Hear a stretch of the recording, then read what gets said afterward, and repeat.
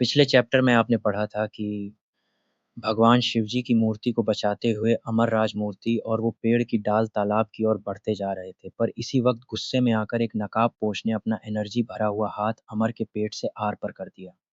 अब आगे अमर चीख पड़ा। हमला होते ही पेड़ की डाल मूर्ति और अमरराज पानी में गिर गया। पानी में डूबते अमरराज की चीख जल्द ही धीरे धीरे शांत पड़ने लगी थी। अचानक तभी तीनों पहाड़ी के सभी जानवर के दहाड़ने की आवाज आने लगी थी। जिसे देख उन नकाबपोश का लीडर, निकलो जितनी तेजी हो सके, ये एक रेड अलर्ट है, भागो। मालिक की मार सह लेंगे, पर अगर हम अभी नहीं निकले तो जिंदा भी नहीं रह पाएंगे।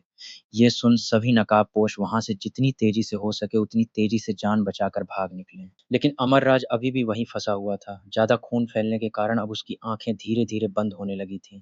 तब अचानक हवा चलने लगी। जमीन पड़े पत्ते और कंकड़ पत्थर हवा उड़ते हुए आंधी का रूप लेने लगे थे। दानव पहाड़ का हर जानवर डरते हुए दहाड़ते ही जा रहा था। जिसकी गूंज से दानव पहाड़ी के जानवर तो डरे ही रहे थे, पर इससे ज्यादा इस वक्त ब्रह्म पहाड़ी के आचार्य, गुरु और गुरुकुल के डीन इस वक्त सबसे ज्यादा डरे हुए थे। क्योंकि जब जब दानव पहाड़ी पर आंधी या अन्य प्राकृतिक घटना हुई है, तब तब कोई न कोई बड़ी मुसीबत सामने जरूर ही आई है। नकाबपोश के पहाड़ी से निकलते ही वो तालाब जैसे हल्का का सा चमका, और जब वापस से पहले की तरह हुआ, तब उस तालाब में न खून था, न ही ध्रुव था, और न ही वो भगवान शिव की मूर्ति थी। बस अगर कुछ था, वो था पेड़ की डाल, जो अभी धीरे से धीरे उस तालाब के ऊपर तैर रही थी। वही एक पहाड़ी घाटी की सबसे ऊंची चोटी पर एक आदमी ध्यान में बैठा हुआ था।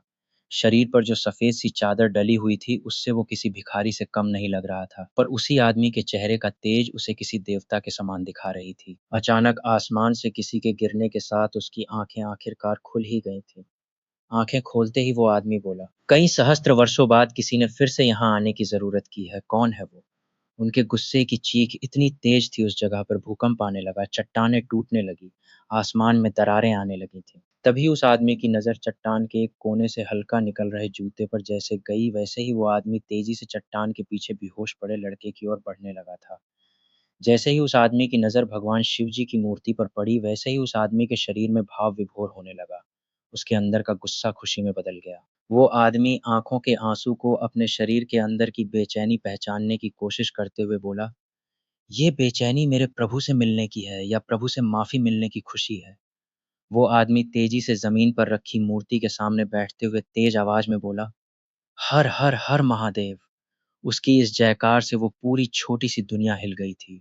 कुछ देर बाद वो आदमी अपने आंसुओं की धारा को रोकते हुए बोला, जैसा आप कहें प्रभु। वो आदमी बोला, प्रकट। उस आदमी के इतना कहते ही उसके हाथ में कांच की एक सीसी दिखने लगी थी, जिसमें सातों रंग वाला पानी था। वो सीसी अमरराज के सिर से लेकर पैरों तक उड़ेल दी। ऐसा होते ही दवा ने अपना काम करना शुरू कर दिया। बड़ी ही तेजी से छोटे से बड़े घाव अब भरने लगे थे। मैं कहा हूँ, अमरराज धीरे धीरे होश में आने लगा था। अपना सिर पकड़ते हुए जब वो बैठा, तो अपने सामने सफेद कपड़े में लिपटे एक आदमी को देख हैरान हो गया। तब हल्के डर के कारण अमरराज बोला, आप कौन हैं और मैं यहाँ कर रहा हूँ? वो आदमी बोला, मैं कालवेदी हूँ और मैं अमरराज। आप मुझे अमर भी बुला सकते हैं। लेकिन अमरराज ने मुड़ते हुए इधर उधर देखा। तब कालवेदी बोले, तुम सुरक्षित हो अमरराज? अमरराज खड़े होने की कोशिश करते हुए बोला, सच सच बताओ, आप कौन हो और भगवान शिव जी की मूर्ति कहाँ पर है? कालवेदी मुस्कुराते हुए सामने से हट गए। तब अमरराज को उनके पीछे थोड़ी दूरी पर चट्टान पर भगवान शिव जी की मूर्ति रखी हुई थी, जिसमें से निकलती राख जैसी वो एनर्जी परम शांति का एहसास दिला रही थी। अमरराज को लगा कि अब ये उसे मूर्ति लेकर नहीं जाने देंगे। आपसे विनती करता हूँ, मुझे इस मूर्ति के साथ जाने दीजिए। मुझे जाकर पंडित जी की जान बचानी है। कालवेदी जी मुड़ते हुए अपनी जगह पर जाते हुए बोले, भूल जाओ लड़के, ये अब कभी भी संभव नहीं हो सकता। क्यों? आओ मेरे साथ बैठो, मैं भी तो देखूं तुम ध्यान लगाने के बारे में कितना जानते हो। कालवेदी जी ने अमरराज के सवाल को अनदेखा कर खुद उसे अपने साथ ध्यान लगाने का कहने लगे। देखिए, मैं कोई मजाक नहीं कर रहा हूँ, मुझे सच में उनकी जान बचानी है। कालवेदी अपनी जगह पे पहुंचते हुए ध्यान की मुद्रा में जाते हुए बोले, तुम्हारी मर्जी, अगर नहीं दिखाना तो रहने दो। कालवेदी के ध्यान की मुद्रा में जाते ही अमरराज बोला, ठीक है, मैं खुद निकलने का रास्ता ढूंढ लूंगा। जिस पे अमरराज भगवान शिव जी की मूर्ति को लेने के लिए बढ़ने लगा था। लेकिन जैसे ही अमरराज ने मूर्ति को उठाना चाहा, वैसे ही वो मूर्ति अपनी जगह पर जम चुकी थी। अंत में कई कोशिशों के बाद अमरराज हार माननी पड़ी। तब रुकते हुए अमरराज मूर्ति देखने लगा।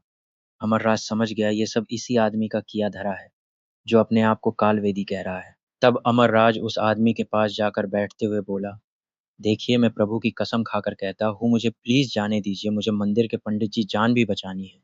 आंखें खोले बिना कालवेदी जी बोले, जिसकी जान बचाना चाहते हो उनकी जान बचाई जा चुकी है। कालवेदी जी बोले, अब क्या करोगे यहाँ से जाकर? और वैसे भी रास्ता तो है, पर तुम्हारे बस का है ही नहीं। यहाँ निकलना तुम्हारी जानकारी के लिए बता दूँ, ये मेरे द्वारा बनाई गई एक छोटी दुनिया है जिसका अब मेरे पास भी कंट्रोल नहीं है। अब भी अमरराज की आँखों में निकलने की दृढ़ता देख कालवेदी मुस्कुरा दिए और बोले, लेकिन उसके लिए एक योद्धा होना ज़रूरी है। अमरराज समझ गया कि कैसे उसके बस का नहीं है इस जगह से निकलना। अमरराज धीरे से उदास होते हुए बोला, मेरी बहन और माँ मेरा इंतज़ार कर रही है। कालवेदी जी आँखें खोलते हुए बोले, एक रास्ता है लड़के यहाँ से निकलने का, लेकिन उसके लिए अमरराज को लगा जैसे योद्धा बनने के अलावा और कोई भी रास्ता हो।